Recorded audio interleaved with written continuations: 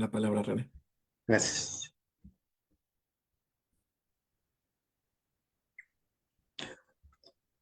Okay.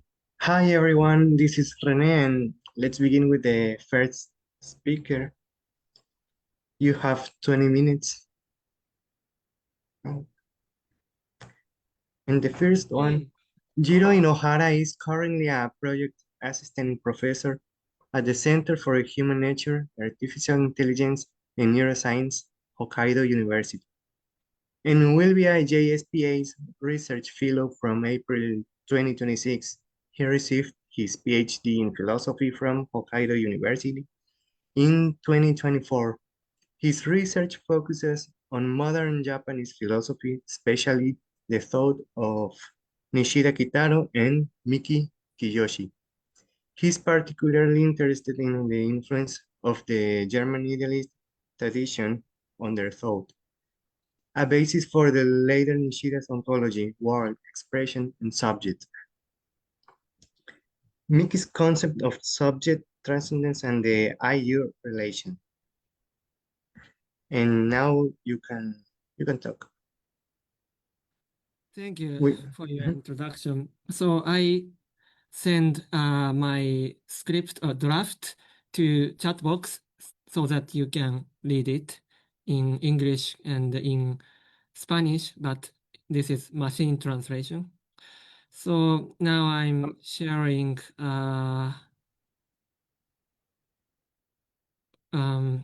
so you can see it.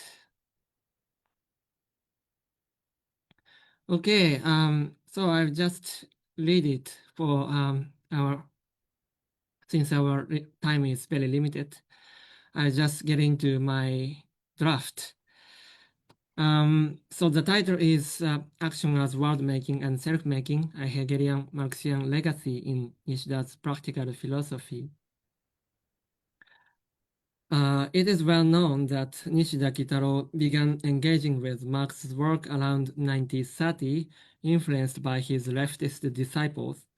In particular, researchers have noted that he read Marx's Paris manuscript, probably in 1935, and that this reading left visible traces on the development of his thought. However, the impact of Marx's conception of the human being as Gattungswesen, the genus being or the species being, which is the central pillar of the manuscript, the impact of this on Nishida has not received sufficient scholarly attention yet. In this talk, I set out to explore the significance of this impact. After briefly recalling the Hegelian background they share, I will sketch how Marx's notion of Gattungswesen deeply informs Nishida's conception of human agency as world-making and self-making. I will then highlight a peculiar feature of Nishida's appropriation of Marx, namely his treatment of expressivity and its relation to nature. All right, in section 1, Marx introduces the notion of species being or Gattungswesen in the first manuscript as follows. The human being is a species being not only because in practice and in theory he makes the species his own as well as those of other things his object, but, and this is only another way of expressing it, also because he relates to himself as the actual living species, because he relates to himself as a universal and therefore free being. The species being is defined by the distinctive way in which individual life relates to the universal it embodies. In animal life, the individual simply is its life activity and subsumed under the species life, Gattungsleben. Whereas a human being conscious of her life activity, regards herself precisely in her living individuality as a universal being. The idea originates from the Hegelian notion of life and its culmination in the self-conscious or spiritual life. Mere animals achieve unity with their species principally by reproduction.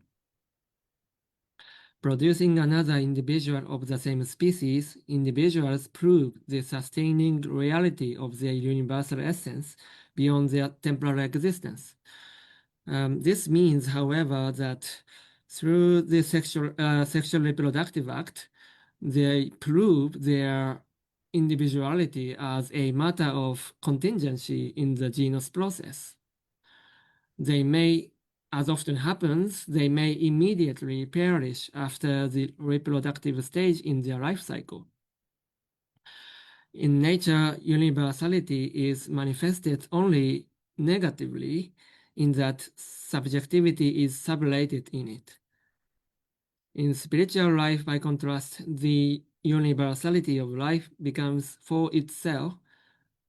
So life, knowing itself as universal life, reaches this truth, and this self-relating or self-conscious universality is realized precisely in the individual's own life, rather than its total devotion to the species.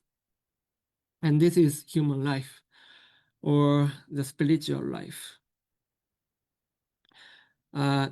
In what form of activity, then, does the human being primarily realize this concrete universality? In Marx's eyes, Hegel's answer is thinking and ultimately philosophical contemplation. I shall not discuss the validity of Marx's diagnosis here.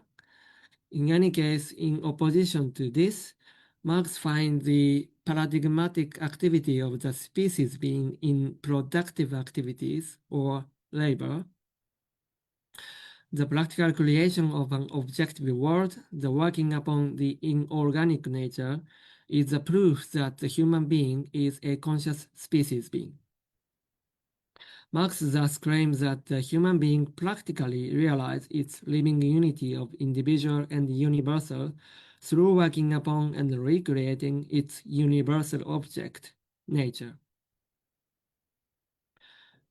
Section 2. Having underscored the Hegelian lineage, I now outline Marx's notion of the species being in two fundamental aspects, which I call, for convenience, world-making and self-making. Number one, human being as world-making. The species being relate to nature productively as its characteristic activity is not directed toward immediate consumption. Whereas in the basic mode of the animal's relation to nature, it assimilates specific things in nature into its organic body, the human being makes the whole of nature its inorganic body.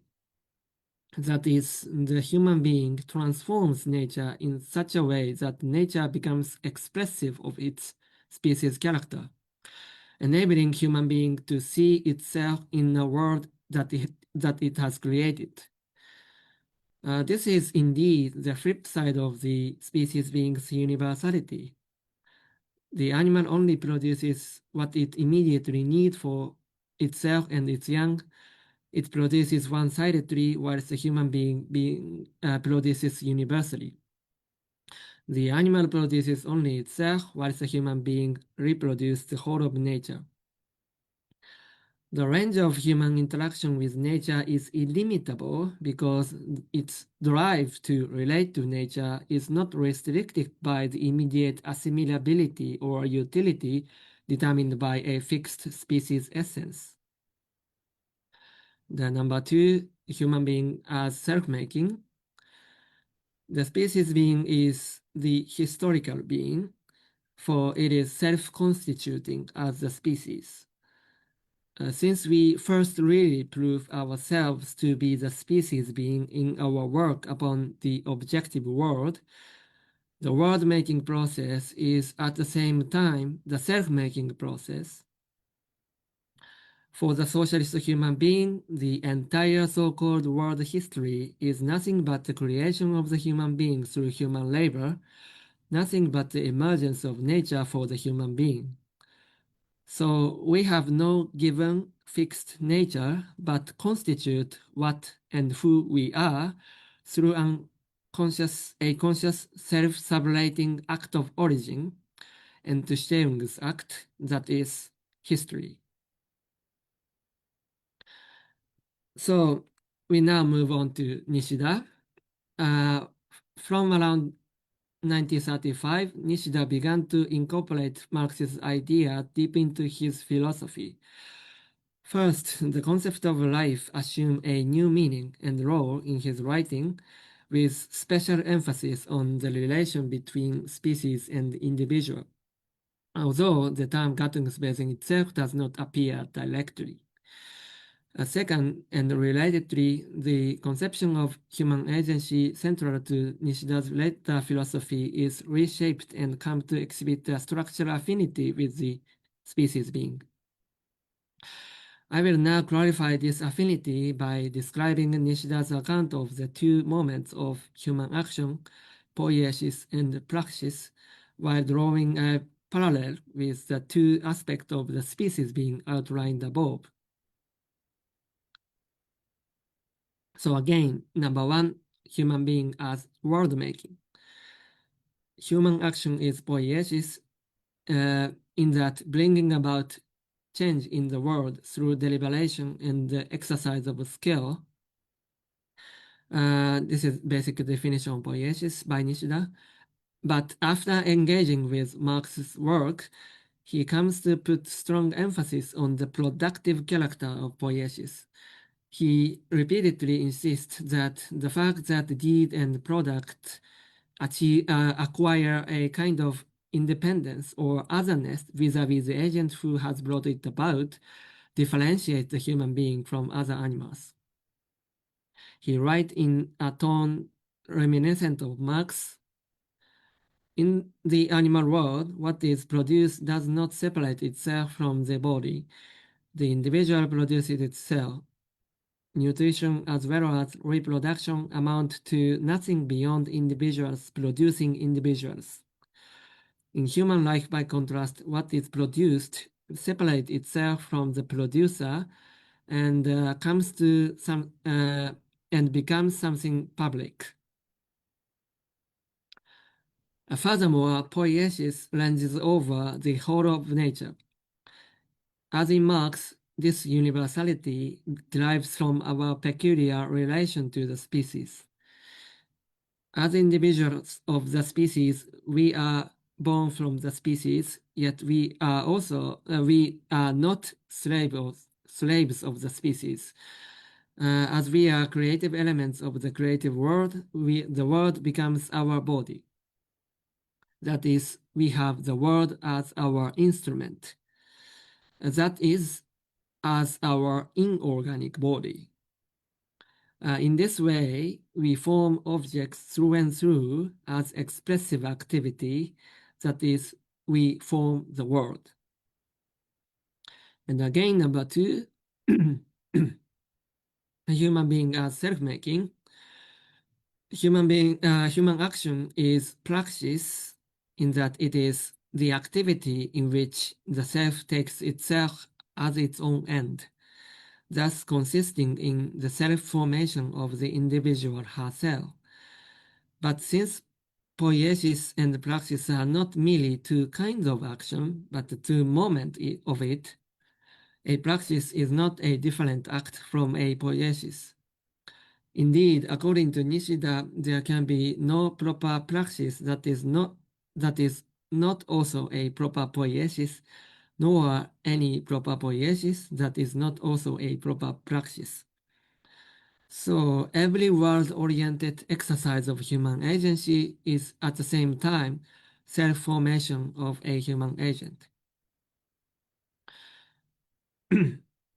As the range of poiesis is illimitable, the unity of poiesis and the praxis imply that we are not only forming ourselves as individual agents, but also forming our form of life. We are born from the species, yet we must in turn form the species. Therein lies the true life. Nishida thus called this true life historical life. The human being is historically created. It emerges from the historical world. And the final section, I believe the above exposition makes clear the impact of Marx on Nishida's philosophy at the structural level. In the remaining time, I will highlight what I take to be a peculiar feature of Nishida's appropriation of Marx. It concerns the expressive character of human agency. As a species being, we work upon nature in such a way that nature becomes expressive of ourselves, of our material and spiritual needs, of the development of our sensible and intellectual capacity, and of our mutual recognition and solidarity. Nishida, however, insists that the expressivity must also be conceived in, as it were, reverse direction. When one speaks of expressive activity, one tends to think only in terms of from subject to object, yet it must equally be conversely from object to subject. That means that as historical life, we not only make nature expressive of ourselves, but also make nature expressive of itself in a way consistent with our form of life. To see things through practical intuition is conversely for the self to be seen in the world. There, the self's poiesis becomes the world's poiesis. The self's expressive self-formation becomes the world's expressive self-formation. Nishida derived this aspect of expressivity mainly from Leibniz and discussed it already before he encountered Marx's writing. We might therefore say that the reading of Marx prompted Nishida to link this to his reshaped conception of human agency. Interestingly, though, a similar vision is not absent from the manuscript. Recall that species being is so called because it makes the species of its own, as well as those of other things, object of its activity. Marx writes, the human being knows how to produce in accordance with the standards of every species, knows how to apply everywhere the inherent standards to its object. The human being therefore also forms in accordance with laws of beauty. So he seems to have the same vision in mind when he announces that abolishing the capitalist form of alienation should result in the true resurrection of nature, which he identifies with a communism with completed naturalism equal humanism, as completed humanism equal naturalism. But this is in the end rather a nebulous vision, and it loses its presence in the later Marx, at least on the surface. By contrast, for better or for worse, Nishida continues explicitly to speak of self-expressive creative nature and how our agency as world-making and self-making relate to it. Such a relationship cannot but be complicated. For on the one hand, the idea that we work upon and reshape nature in such a way that nature manifests itself in its true form obviously contain a tension. How can we transform something so that it becomes more fully what it is? What distinguishes true formation from deformation?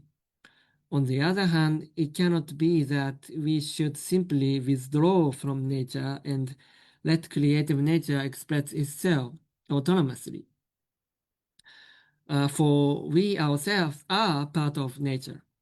And yet, since we make the whole of nature our inorganic body, we cannot even remain a mere part of nature. So here the question and answer, the problem and the solution seems closely intertwined. A further study is needed to understand and evaluate Nishida's engagement with this issue, especially how he distinguishes himself from anthropocentrism, which is relatively new term at the time. I simply end with two clues we can immediately draw from his text. Or suggestion number one, in the historical world, the world opened up to the historical life. There is no such thing as something merely given. What is given is something that has been made. Of course, rocks, rivers, and life forms are not what we made originally, but the form of our relation to them is what we are making. That means that our negotiation with nature is a radically open-ended process, and that for us there is no given harmonious natural order to return.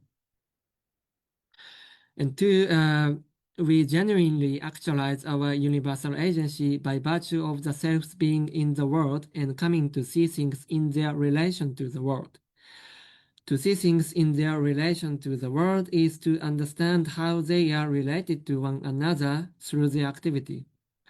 So he thus seems to suggest that to be attentive to the interconnectedness within nature, which include again connection with us, is a precondition for realizing our true human life.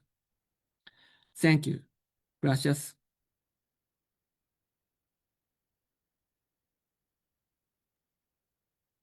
Thank you. And well, the following participant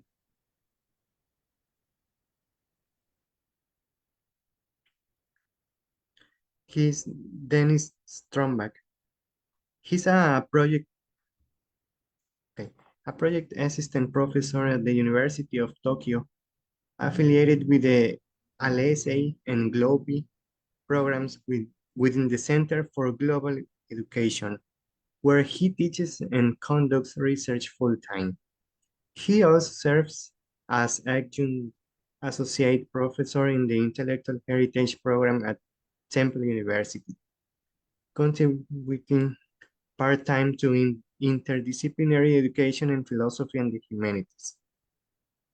He earned his PhD in religious studies from Temple University in August 2019, specializing in modern Japanese philosophy, critical theory, and the intersections between Buddhist thought and contemporary continental philosophy.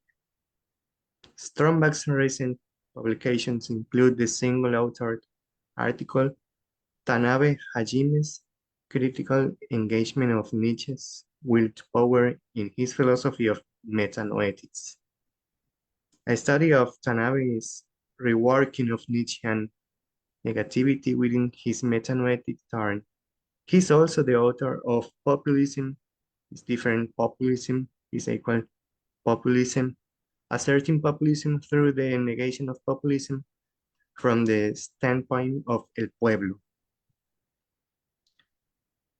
And Miki Kiyoshi, an existential Marxist, published in Miki Kiyoshi and the Crisis of Thought.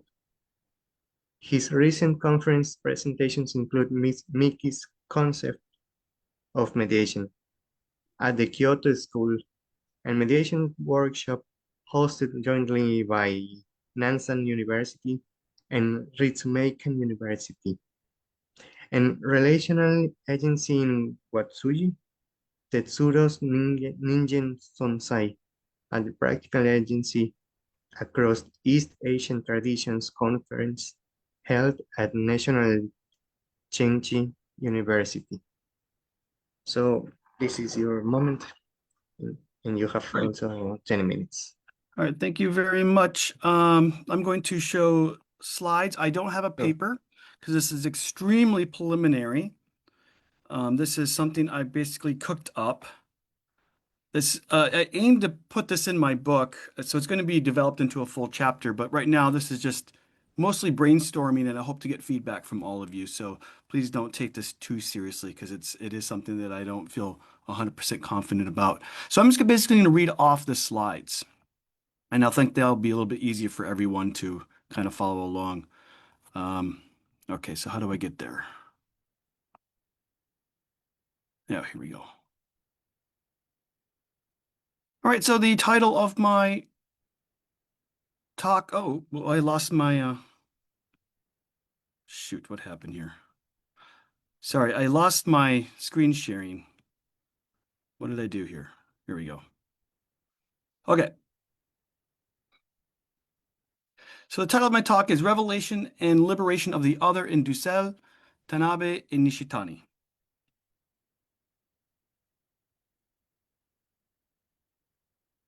So this presentation seeks to explore the intersections between Enrique Dussel, Hajime Tanabe, Nishitani Keiji on the revelation and liberation of the other.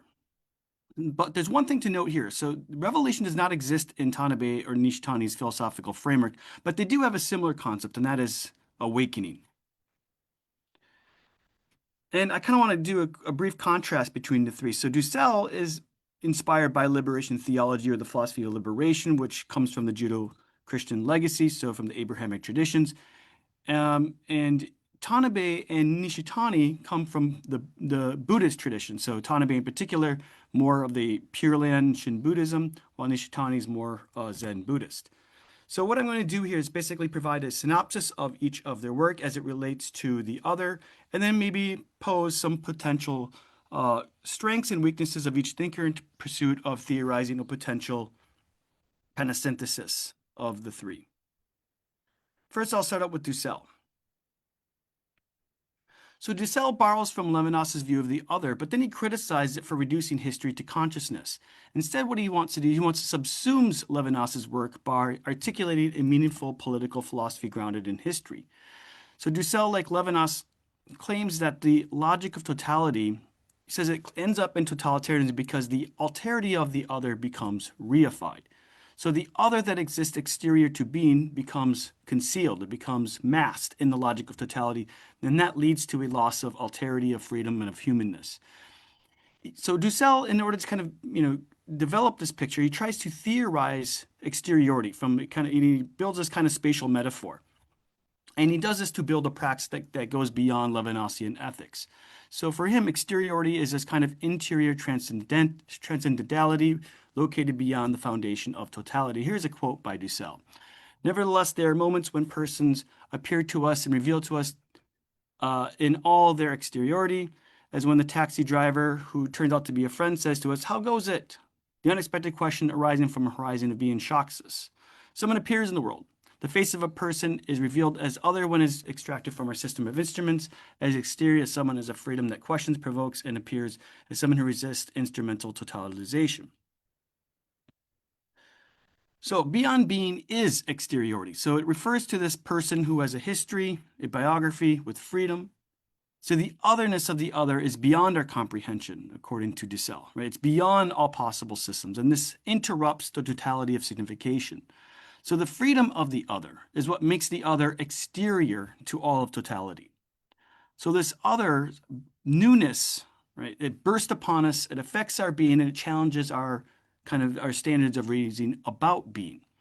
So this kind of kernel of being resists totality, but it can be revealed through an act of faith. And you can see here the Judeo-Christian legacy here. So faith is the basis of ethical practice, and it's directly linked to the revelation of the other. We're going to return to this idea of faith because Tanabe is going to have a Buddhist kind of view of faith that's also linked to the other. Now, there's an empirical reference to the other in Dussel's work. It's not just this abstract other. He thinks of it in terms of, well, the early Dussel. He thinks of it in terms of the hunger of the oppressed or the face of the poor. And now, there's many Dussels. There's early Dussel, there's mid Dussel, and there's later Dussel. But as he evolves, he begins to kind of think of the other as really any marginalized being in the world, right? It could include the indigenous person, include the female widow. So now how do we understand the other? Well, it's through when we encounter the marginalized face, and that's what he means by self-revelation. So in this sense, we understand the other within a relationship of praxis. So in constructing the other as a person in praxis, agape is needed. So for Dussel, a community is born out of the celebration of love for the other as a person.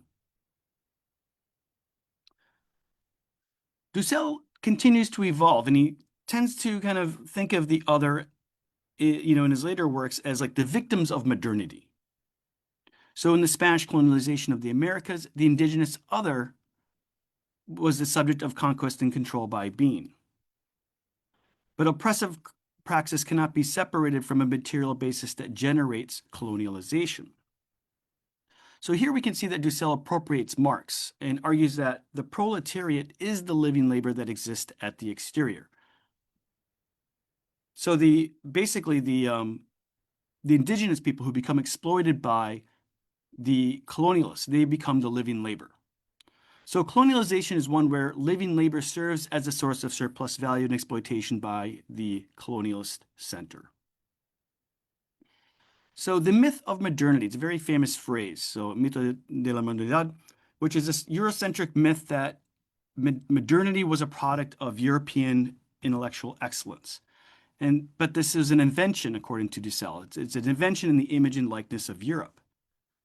And this was denied.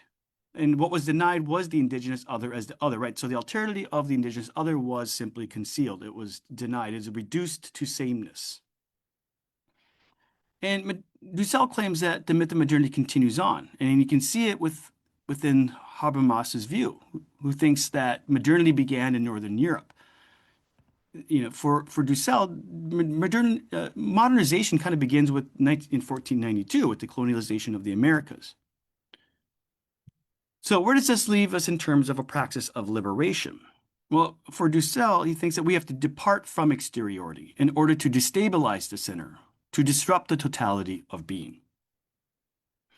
So Dussel argues it's not the other of reason that we must mount our critiques, but from the other of the dominating, oppressing, and totalitarian totalizing reason. Now I'm going to shift to Tanabe Hajime and his view of the other. So I became interested in this because of Brian Schroeder's work on comparing Tanabe and Levinas. So he once wrote a paper called Other Power and Absolute Passivity in Tanabe and Levinas. And so that got me interested. Well, maybe there could be some comparison between Dussel and Tanabe. So in this paper, Schroeder explores how both thinkers articulate an ethical transformation of the self grounded in a relationship to the other that precedes theoretical reason. While Levinas and Tanabe are different, they do unite on one issue: locating the source of ethical transformation not in autonomous reason or self-effort, but in a responsive surrender to the other. The ethical transformation, which for Tanabe is metanoesis, and I'll talk a little bit more about that next year, or infinite responsibility for Levinas, it's crucial for confronting the reality of evil, for any reconstruction of social political life. So this section is going to look at how Tanabe's view of the other and how it relates to Dussel's view of the other as a post-Levinasian thinker. So what is Tanabe's philosophy of metanoetics, Zangido? So he claims it's a kind of philosophy that's not a philosophy such that it transcends the autonomy of reason, born out of repentance and regret, Zange. So do here is like the path of regret and repentance. So repentance and regret are important in the pursuit of wisdom as it leads to a more positive transformation in life. So now how he undergoes this kind of project, he draws on Shin Buddhism, and he draws on Shin Buddhism's distinction between self-power and other power. So self-power refers to the awakening process through an autonomous self, through personal self-discipline. Like you find that in Zen Buddhism, for example, which is jiriki. And other power, tariki, which refers to an awakening due to the entrusting, or shinjin. This doesn't really translate perfectly well to entrusting, but it's probably the closest translation that we have. So it's this, trusting, or some even translate as faith, but that's not a great word for it. But it's maybe an approximation. So it's a trusting of the workings of other power. So other power acts in and through Zange, so through regret and repentance, by urging a new advancement in the philosophy of being. So Shinran claims that self-power practices cannot get at the depth of self-delusion that is rooted in the unconscious. So a true philosophy like metanoia is not possible without passing through repentance and confession. So there's a transformative power to Zange, and he calls this action faith witness, which emerges from abandoning self-power and entrusting the other power. So this leads us to witnessing the workings of other power. And this action, faith, witness that's realized becomes, triggers a return to the world. And you return to the world in more humility. You return to the world with more a sense of ethical responsibility. So your actions are going to reflect a certain kind of like, oh, finally, I truly understand what's going on. And now I feel at the heart of things, like you feel in your heart that you are now going to engage the world in a more humble and responsible way. Note that this self-power, in contrast to other power, self-power is only a movement towards the absolute. And actually, Tanabe criticizes Nishida for this. He thinks that Nishida is only a self-power philosopher. He thinks Kant and Hegel are just self-power philosophers. They only move towards the absolute, but they don't actually return to the world. So through repentance, the self dies, negated by the absolute, but then is resurrected as metanoetic self or metanoetic consciousness or awareness, and the return to the world as action, faith, witness. So there is pain to the negation of the self. So you have to experience that pain. But then in the return to the world, there's a joy, there's a gratitude in the affirmation of the metanoetic self. And that becomes proof and witness of the truth of Zange.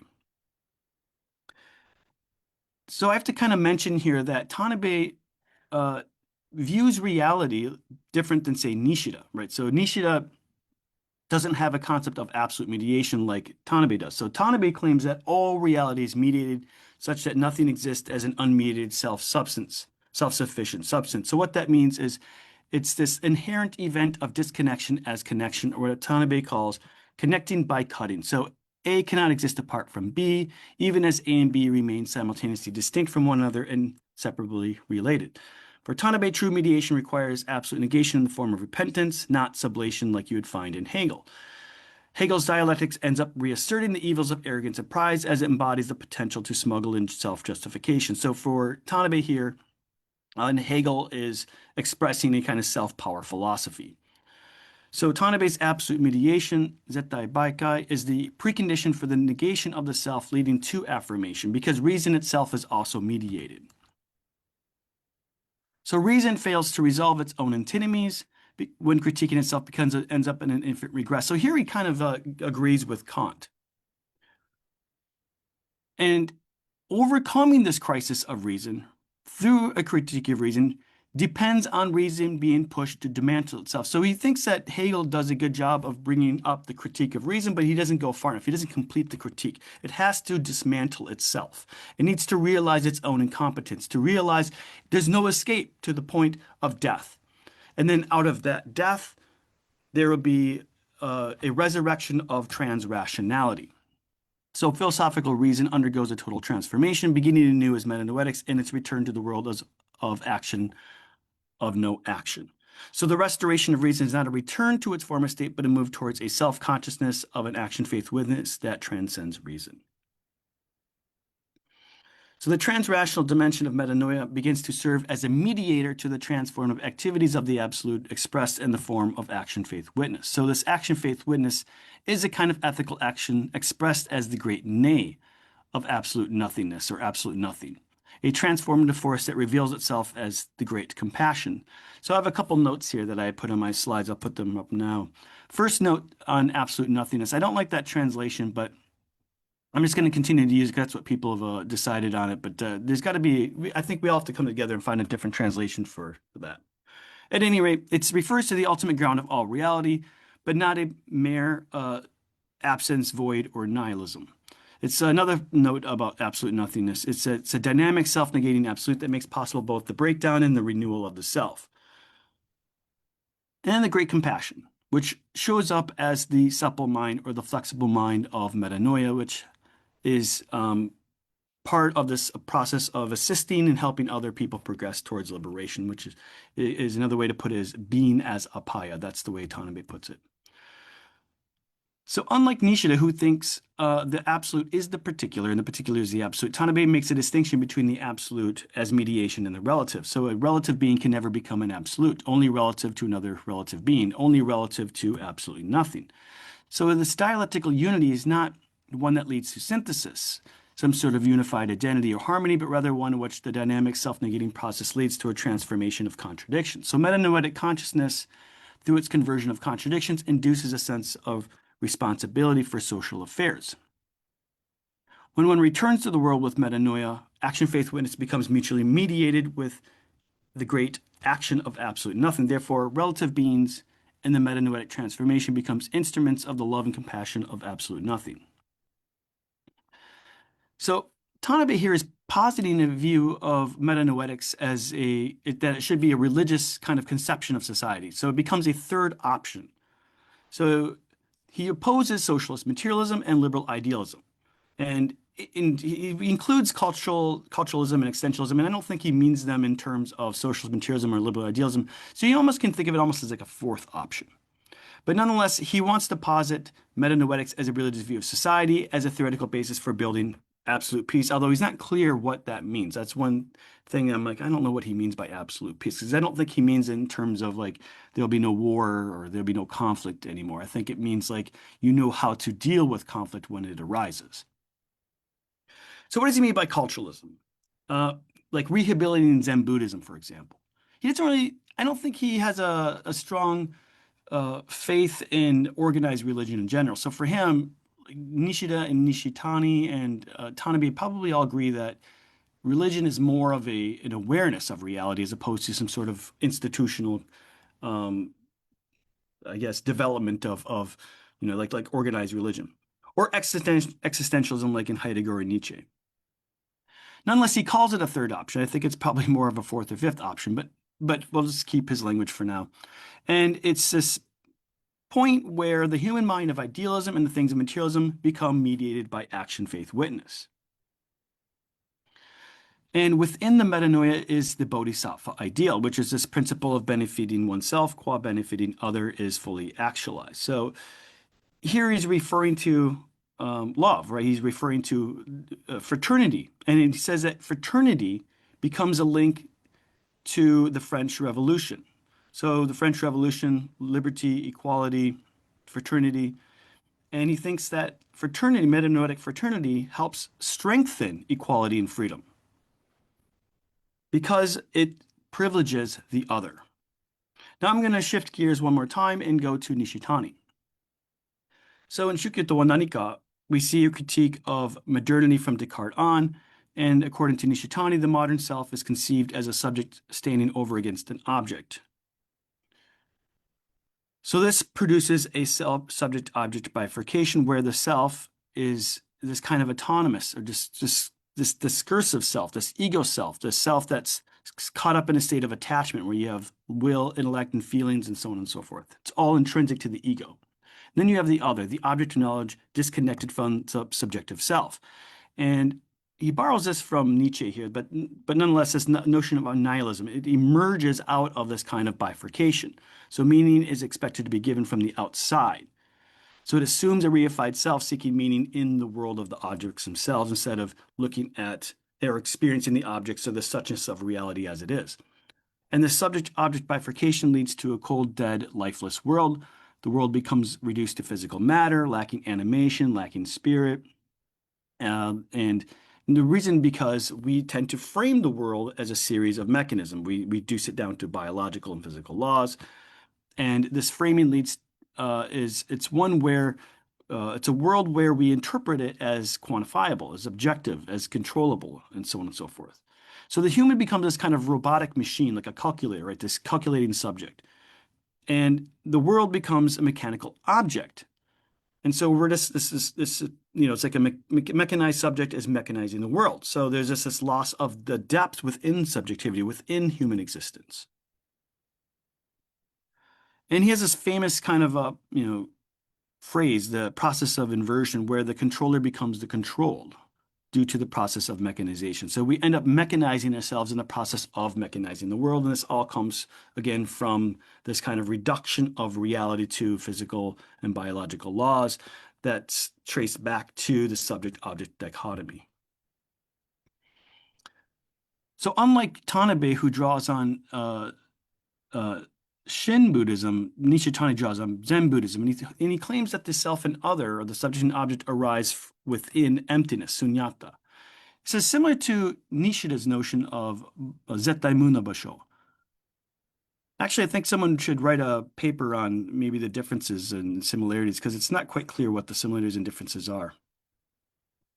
But in Buddhism, emptiness means that all things lack fixed independent essences and that everything exists through interdependence. Therefore, the self is not a self-subsisting ego apart from the other, and the other is not something external or fundamental separate from the subject, as both emerge within the field of emptiness. So this is very similar to Tanabe's notion of absolute mediation. So in other words, the other is not over there because the other and the self interpenetrate each other at the level of emptiness. So Nishitani claims that the self or subject awakens to this interdependence of all things within emptiness. So we realize the interdependence of all beings within emptiness through a negation of self and other. So at the level of the ego, the other appears as external, possibly threatening, possibly something to be consumed or controlled. But at the level of nihilism, both the self and other lose any stable meaning, no self and no other as such. But then we see another level, emptiness. So we negate the self and we negate nihilism, and then and we have to go through emptiness. And that realization is the other is that which is absolutely distinct and absolutely dependent. So within emptiness, what arises is absolute freedom, imbued within the frame of play. So osobu. And osobu here is this, it's a reference to this natural, organic, spontaneous creativity that we all have within us. And we engage the world through this kind of spirit, you might say, the spiritual awakening called play. So it's this earnest, curious, joyful approach we take to the world. So in short, we negate the self, we get nihilism, and then we realize a new world of play within emptiness. So Nishitani talks about how labor and play become interchangeable in this new world of being within non-ego samadhi. This is because we move from a self-centered point of view, the modern ego, to a non-self-centered point of view, non-ego samadhi. So we still labor in the religious mode of being according to Nishitani. But we operate in a different mode, in this mode of kind of non-doing, doing, a non-labor, laboring. It's like similar to seeing without a seer. So play is not something we do after labor, although we often think it's something that we do after we complete our task for the day, and then we go out and have fun. But actually for Nishitani, in this kind of religious mode of awareness, play is labor. It's really the same thing. There's no difference anymore. So we exist in the service of the other because we move from a self-centered point of view to a non-self-centered mode of being. So labor is transformed into play, and work becomes play. So we work or labor for others in a playful, creative way. This is because working appears as play as we no longer differentiate between labor and play within the religious mode of being. So playful samadhi is one of love and compassion, he would say, and in a standpoint where, quote, one sees one's own self in all things and living things in hills and rivers, towns and hamlets, tiles and stones, and loves of all these things as oneself. So the love and compassion becomes a vehicle to build a universal brotherhood. This is because it is a world where self and other serves the teleology for the other. The self turns into nothing, serves the other in the field of play, as there is no distinction between self and other anymore. It is a love and equality because everyone is equally loved. No discrimination in the love and compassion for the other. So in this sense, we become absolute servants to the project of liberating all beings. Okay, so I'm going to go through some of these here. Dussel claims, this is my conclusion. So Dussel claims that the other is the excluded, right? The invisible, the oppressed, the exploited from the dominant system. Thus, we need a praxis of liberation that is always situated within the exterior of the system.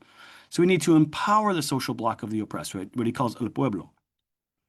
Now, within Tanabe's philosophy, the other is a deeper or transcendent alterity, born out of other power that interrupts the ego's claim to self-sufficiency and self-justification that leads to conversion.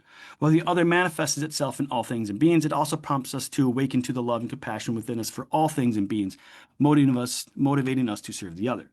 Nishitani holds that the other is that which is distinct and yet separable from the subject. This is only realized within emptiness, with non-ego samadhi, seeing all things, the other, as that which we must tend to, cared for, and love. So, criticisms. Criticism of Dussel. Is Dussel tied too much to the Abrahamic traditions? Some would say, perhaps, yeah.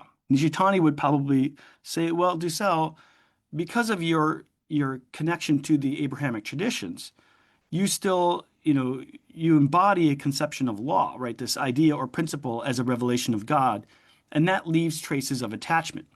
because laws are not capable of cutting through the roots of self-attachment.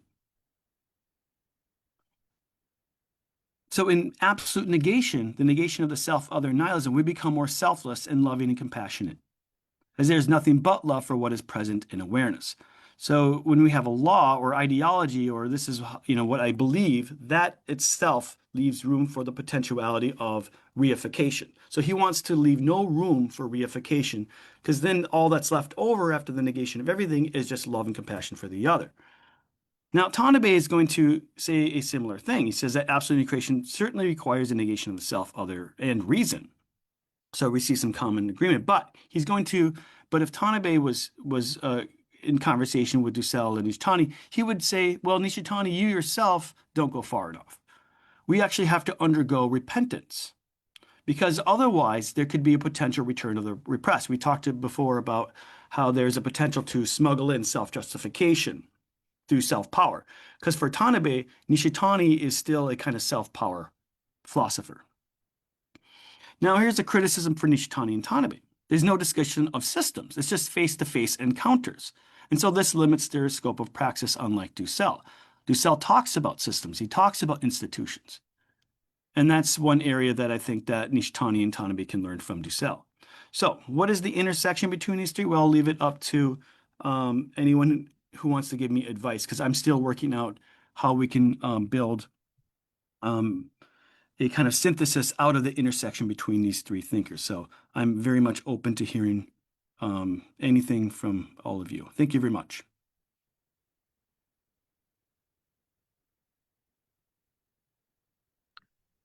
Thank you. So let's go with the last one.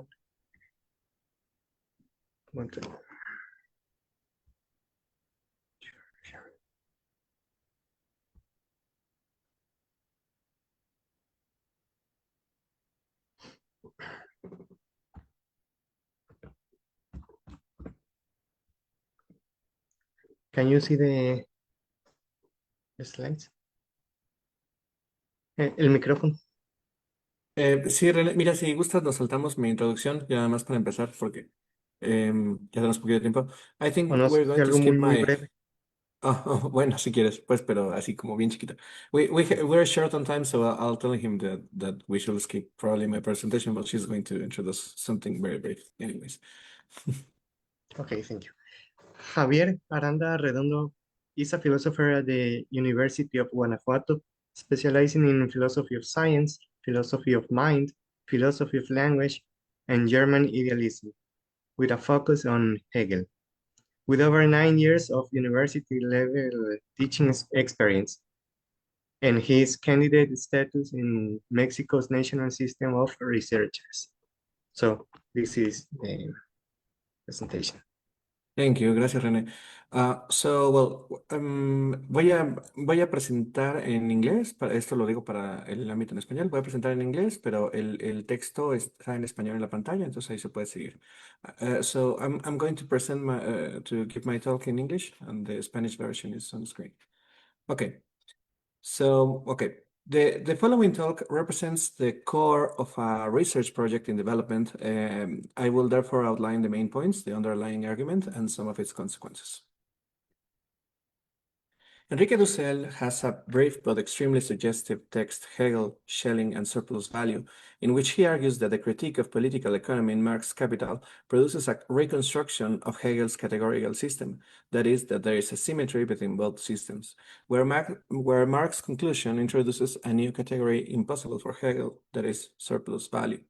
Although I will argue that Dussel's elaboration is, in my view, mistaken, the underlying idea is not, that is, the symmetry between Hegel's categorical logic and the construction of the capital.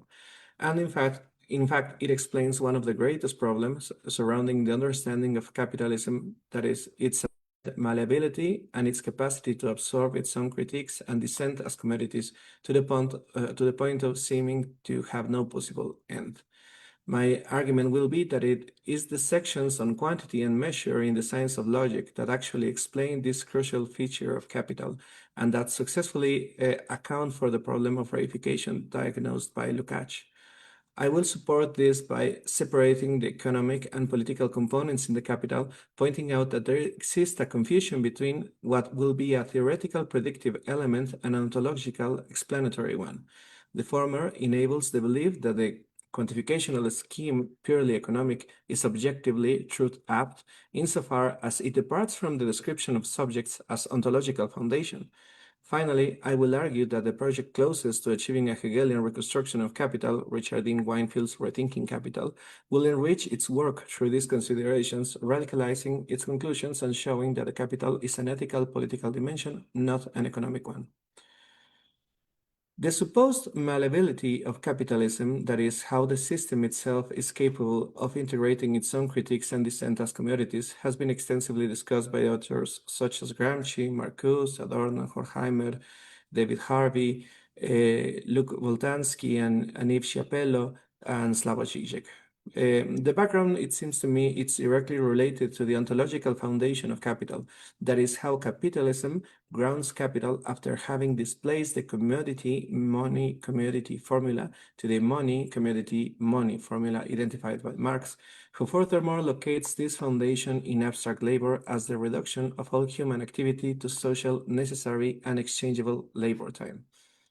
From this conceptualization arises the so-called spectral objectivity, not natural but social, yet imposing itself upon individuals independently of their will. Money and capital are forms in which this abstract labor is represented and circulated, which implies that price is a fetishized representation of value and not value itself. Since money is both the point and the departure of an arrival, capital becomes an automatic subject whose ends is its own indefinite expansion independently of the will of individual capitalists. The total assimilating character of the capitalist system represents a paradoxical aspect. How does it manage to do this? That is, how could any system with a pre-established logic ground itself from the outset? Formally, this makes little sense. For the system to keep running, it needs a foundation of process of grounding. We can therefore reflect on the usual starting points of critiques of Marx's theoretical proposal in The Capital. The critiques usually point out or attack the technical theory of value as a mechanism for price determination, and on the other hand, the social ontology that Marxism constitutes.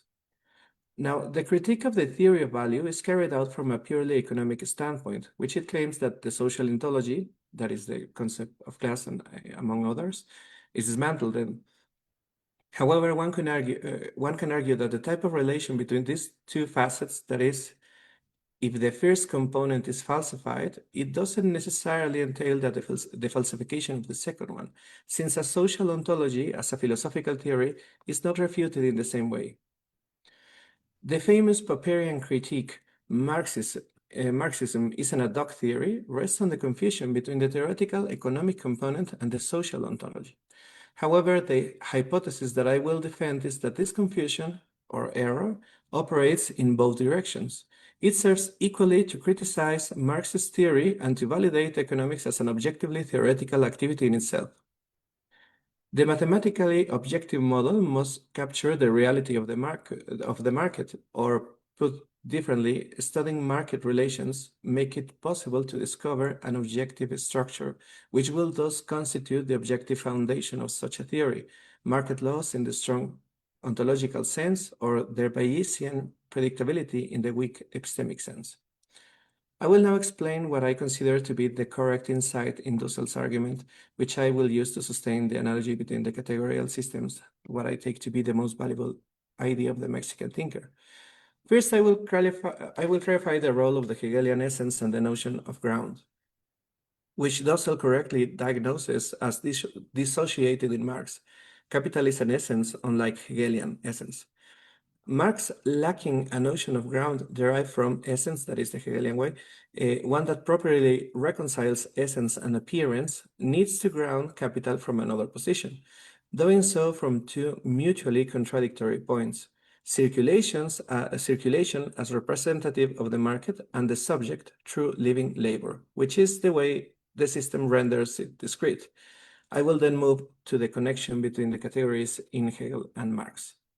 Perhaps the greatest difficulty in understanding the Hegelian system lies in the notion of ground, which appears right after essence at the midpoint of the science of logic. For Hegel, ground goes in hand with effective actuality, that is Wirklichkeit. The actual is the ground of knowledge, not the possibility. The idea of an ontological metaphysical substrate as a condition of possibility for knowledge is, strictly speaking, mistaken, since it is the concrete or actual that opens thought to idealizations and possibilities. In this sense, the ideal possible element is the structure of the immediate or the speculative structure. This structure, as such, is not objective in the usual sense of the subject-object opposition, as the doxa episteme opposition, but rather objective insofar as it constructs ideal objects, that is, the ideal possible is the notion that objects exist in a discrete mode. The effectively real is in fact continuous, and conceptualization is precisely the accounting for the continuous through concepts that can themselves only be discrete. This indicates that in Hegel is not the absolute posited as a metaphysical substance, that is, the substance of the world. Rather, it is the factical existence of the world that grounds the abstraction of the world's totality, and furthermore, the normative viability of such an abstraction of totality is tied to that factical existence. The moment one is disconnected from the other, the abstraction becomes illegitimate. The Marxist idea of inverting the Hegelian system, in fact, amounts to returning to an idealization of the world. Not that only that instead of being an ideal spiritual world, it is a mathematical ideal world. Here to the mechanicistic commitment of scientism. Mechanicism rests on the idea that science captures the ontological activity of the world through laws, which is a contradiction in itself, since laws do not move. They do not capture the ontological dimension of the subject as agential activity, yet they forcibly capture it by they kidnap it by turning the subject into an object, that is, by rendering discrete. This can be seen clearly in Marx, for whom the capitalist mode of production is a complete separation between the worker and the objective conditions of their labor, that means of production and subsistence. Although this separation is not natural but a historical product, it produces classes. Here we have an example of the double theoretical, predictive, and ontological explanatory facet. Marx correctly diagnoses the ontological consequence of the system, but the problem is that in constructing a quantitative theory on the same basis, he preserves the separation that is strictly ontological.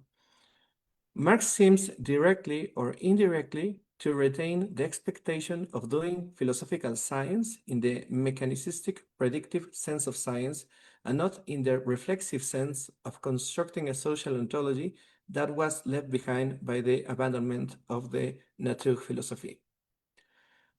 Now, Dussel proposes that there exists a parallelism between the following categories. You can see the categories here in the paper on the screen. It's being with value, Dasein, or in Spanish we use estar, Dasein with commodity, quality, use value, quantity, exchange value, measure, money, essence, capital, and ground with production, and the world of appearance with market circulation. Now, my argument will be that that capital is not an essence. That is, it does not give way to essence, and therefore it does not give way to ground. The argument, however, must unfortunately abandon the dimension of political analysis linked to effective actuality. We must focus on the purely economic, mathematical, or quantificational dimension. The problem becomes not whether capital is grounded in the sense of finding consequences of its activity in the social reality we suffer, but whether its theoretical predictive structure is itself grounded. The central problem in the philosophy of mathematics is accounting for its ontology, that is, the ontological nature of its objects. What happens, for example, if logic and mathematics have no objects? There is a double use of the idea of grounding and objectivity. The first one is to show the objectivity of something. One must point out to its subjects, ontologically. And the other one is to show the objectivity of something. One must account for its criteria of objectivity, among which objects may be one of those criteria. Objectivity, in the sense of having an object, is nothing more than a materialist criterion and ultimately a commitment to the correspondence theory of truth, that is the correspondence between a concept and its subject. I will call this objectuality, objetualidad in español, that is to refer to the property of constituting objects. Objectivity, in the sense of criteria, draws on different notions such as coherence, consistency, formalizability, precision, etc. I will continue to call this objectivity. Hegel possesses a unique perspective on the problem of grounding mathematics, which I will illustrate with more contemporary notions of this problem.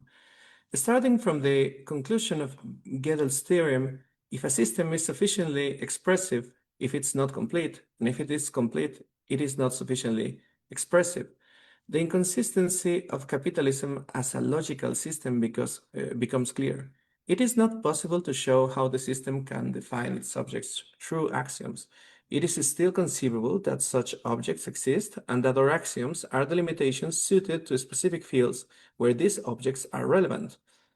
This is an extreme idealization of the logical mathematical object. For Hegel, objectivity does not depend on objectuality. Objectuality is rather an ontological characteristic, that is, of how ontology constitutes objects. But this does not make them objective. It is the criterion of actuality that makes them objective. In this sense, it is the application of mathematics to effective actuality that actualizes them and renders them objective. Without this application, they are objectual insofar as they construct objects, but their objectivity depends on the leap to essence mentioned above. Gödel's theorem will thus be indicative of the crisis of exteriority, that is the Spinozist background that Hegel identifies in the science of logic. This is intrinsically related to the idea of infinity in mathematics and undecidability itself, pointing out the impossibility of determining whether there are infinitely many prime numbers, whether all the digits of pi can be determined, etc. Leads us to reify infinites, to think that the reality of infinitely many numbers is actual but unknown to us. Hegel indicates in the remarks on infinitesimal calculus a position very similar to Wittgenstein's logical finitism, that to say that there are infinitely many numbers is to say that we have a formula for obtaining infinitely many numbers. Hegel goes even further in pointing out that such formula or formulation is a qualitative, discrete change with respect to what now presents itself as continuous. The category of quantity in Hegel is precisely determination indifferent to being, analogous to capital. It can absorb any content, expand, contract, transform itself without altering its formal identity, exactly as Hegelian quantity persists through its variations. The quantificational structure of capital accurately reflects the logic of proportion in Hegel, the ratio. For it is here that the precise mechanism can be located. The rate of surplus value, the rate of profit, and the organic composition of capital all function as types of proportion or ratios, determining themselves internally without the need for any real external foundation. This is the superficial capacity of capital to appear self-sufficient in accordance with the logic of proportion. The terms define one another without going outside themselves. This leads us to the distinction between proportion and relation in Hegel. Capital operates in the domain of relation, that's Beziehung, external reference between formal terms, but presents itself as if operated in proportion, Verhältnis, as if these terms had a substantial internal relation. This is precisely the objective fiction of capital. It presents as substantial internal relation what is merely external reference between abstractions. The reification operative in Capital works as follows. By integrating everything in the system as a commodity, it formulates everything discretely. There is a qualitative change in being a real subject endowed with agency and continuity and becoming an object of value, discrete and therefore stripped of effective agency. The root of all this lies in the confusion between the roles of the discrete and the continuous. Hegel points out that it is the discrete ideal that gives rise to the continuous, insofar as the continuous is conceptually the discrete under the scheme of iteration or infinite regress. That is, when theoretical conceptual schemes encounter this type of recursion, they do not encounter it in the sense of numerical iteration. What they encounter is a point of qualitative change that demands a conceptual transformation. For Hegel, quality as a category signifies a change of place, a change of focus, a change of a stance towards something. Now, this transformation may lead us to the concrete, but it may not.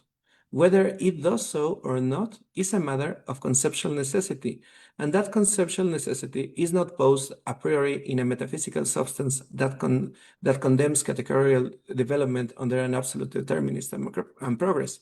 That's a wrong reading of Hegel. It is rather the demand that we conceptualize the problem here and now.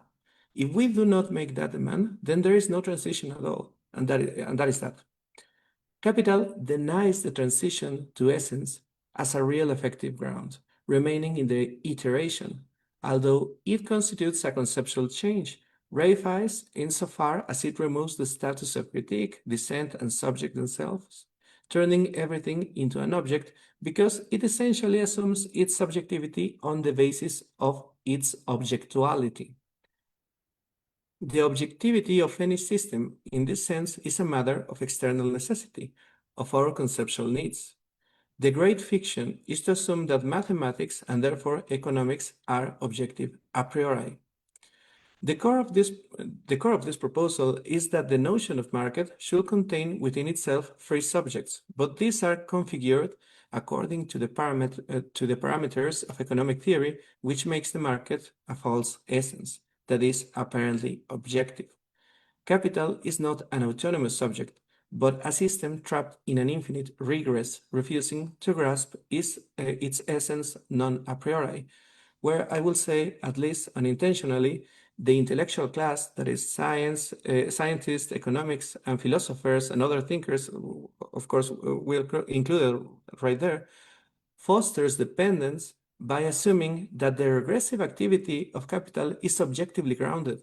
This is the opacity of quantification, which conceals that in fact possesses no object whatsoever as its substrate. It is important to note here that real ground refers to the point of application of the system in effective actuality, but this is ontologically no more a ground than pointing out, for example, that violence is the ground for domination. Is the material support, but in no way legitimizes it. This does not mean we cannot have an economic theory, but rather that such a theory cannot take its subject as reified abstract subject. For Hegel, the subject is the concept, that is, the subject as simultaneously continuous and discrete, conceptualized, but bound to an effective actuality. In this sense, economics cannot abstract an effective actuality, nor merely refer to it, it must depart from it. And this actuality is the need we have, that is, what we wish to resolve, economic inequality, material condition, avoiding exploitation. We cannot take our reality to be these deficiencies, since in turn reifies them, assuming that classes are something given. I will just add a brief note about Richard Dean Winfield, and I will close the talk. So about rethinking capital, Richard Dean Winfield reminds us that for Hegel, the economic level will be situated between the household and the state, though Hegel did not fully develop this idea, and argues at the end of his work that capital is in itself self-propelled expansion, and its self-propelled expansion is a risk not only to the household, but to the rule of law, that is, to the ethical community itself. The initial link I proposed to this idea is that that thesis, it still seems moderate insofar as it allows thinking the economic system with a certain degree of independence or immediacy. But just as the individual is not separated from the state as a community, neither can the economic system be. Economics, therefore, is not a matter of regulation. It is an ethical, political matter in the juridical sense, since it is from the needs of all that economics must be conceived. This should come as no surprise. Faced with the blind, recursive development of capital, everything will eventually become an object, and this includes, of course, the dominant class itself. Thank you.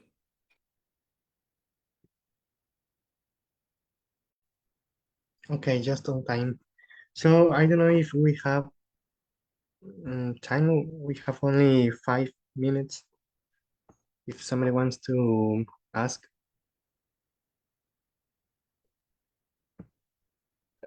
I have a lot of well, I want to talk with Dennis because I think this is strictly related what you were arguing, right? Yeah.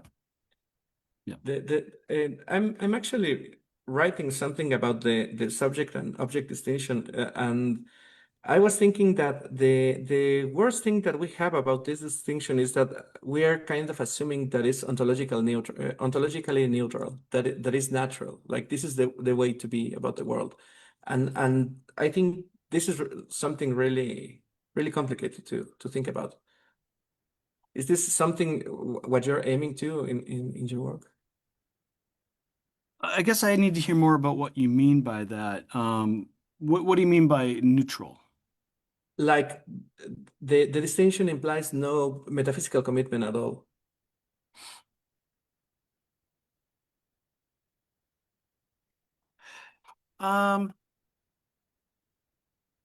Perhaps so. Although, I mean, what do we mean by, sorry, I have to ask another question. Well, what do you mean by metaphysics here? Because in the Buddhist tradition, it's an anti-metaphysics, right? So it's an anti, there's, um, so when undergoing the kind of subject-object dichotomy is actually a revelation of the suchness of reality to the point where there isn't any sort of metaphysics at all.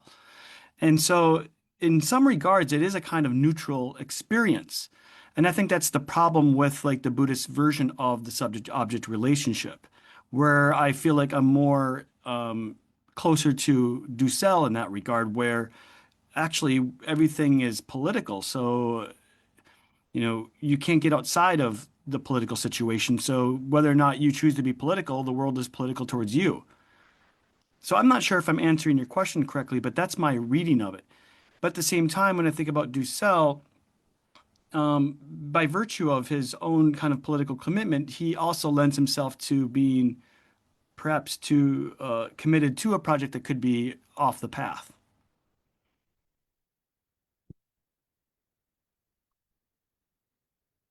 I don't know if you could respond to that, Javier. I'm kind of Yeah, I was thinking more in the terms that like we think that there's no history of conceptual work being done on the notion of subject and object. Like that it's a simple distinction that it was like the same 2000, 3000 years ago, and right now it's essentially the same. And I don't think that is the case. I think that actually it's an historical construction that has at least in the Western tradition that has many turns and it's not as easy to follow. And in that regard, I'm kind of interested on the at least in the Japanese side of the story of that distinction, because that will support precisely what I'm trying to say, that it's not neutral. Yes, that's true. In that sense, you're right. I mean, it has been the whole throughout Asia that question of subject and object has been an object of investigation and it's constantly debated. So yeah.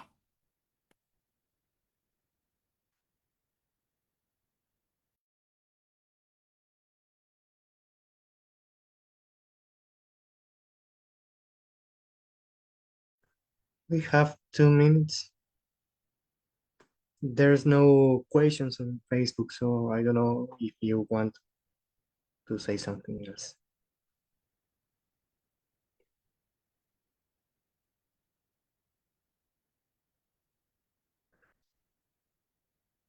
I would like to hear more about Dussel's relation to Marxism because I don't know him.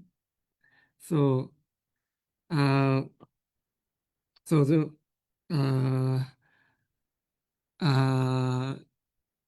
Xavier Aranda, could you explain a little bit more about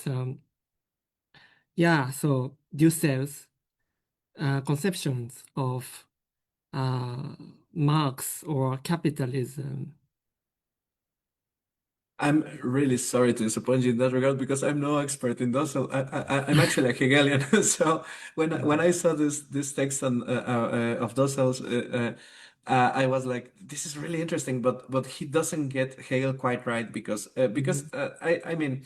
I think we're on a point that we're actually reading Hegel without the interference of other predominant influences like Schelling and the whole thesis, antithesis, synthesis thing. And in that regard, any previous relation that we can find, for example, in Hegel and Marx, and that's what I did past year between Hegel and Nishida and other thinkers, it gets like revitalized by new readings of Hegel. Like we are reading now from a different optic, so these categories can now be can do more work. That's what I think about this. So I'm sorry, but what I can say is that Marxism has a really long influence in Mexican history of thought, especially in 20th century, because we had the Spanish exiles coming to the country. If I remember correctly, Mexico was the only country that supported Spain during the Civil War. So we received a lot of great minds, and basically Mexican academia is molded through that Marxist influence and Hegelian influences. Thank you. Helpful. It's helpful.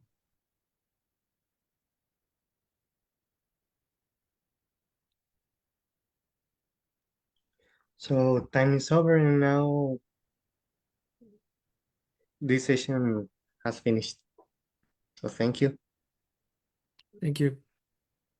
Okay, well, we're going to have next the conference of Professor Gerenkopf. So before we go to that, I wish to thank you everyone for your participation. This was it was really great listening to you. So.